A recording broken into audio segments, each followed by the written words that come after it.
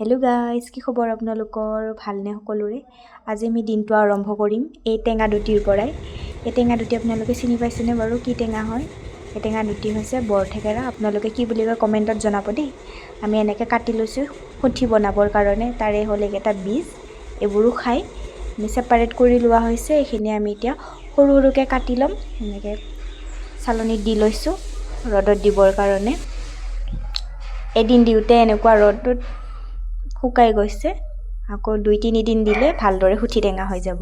তাৰপিছত ভাবিলোঁ আজি আমি পকৰা খাম। এনেকৈ বাৰীৰে লৈ আনিলোঁ নৰসিংহ, লাওৰ আগ, ইয়াতে চব শাক দিম মানে আমি আজি। এনেকৈ আমাৰ লাও দেখিছেনে?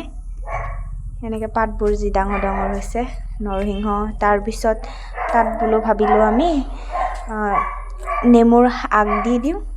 2 খিলামান এনেকৈ নেমুৰ আগ দিয়া হৈছে, 2টামান চৰি। তাৰপিছত আৰু এনেকৈ বাৰীখনত যি পাইছোঁ চব বুটলিছোঁ আৰু বুটলি আনি এনেকৈ জলকীয়াও চালোঁ। তাত এইবোৰ চব মিক্স দিয়া হ'ব, পিঁয়াজ চব দিয়া আছে, বন্ধাকবি, ইয়াত আছে বেচন আৰু ময়দা। তাৰপিছত তাত মছলাবোৰ দিয়া হৈছে। এনেকৈ বেটাৰটো বনাই লৈছোঁ আমি। বনাই লৈ আমাৰ পকৰা ৰেডি গাখীৰ চাহৰ লগত। এতিয়া খোৱাহে কথা।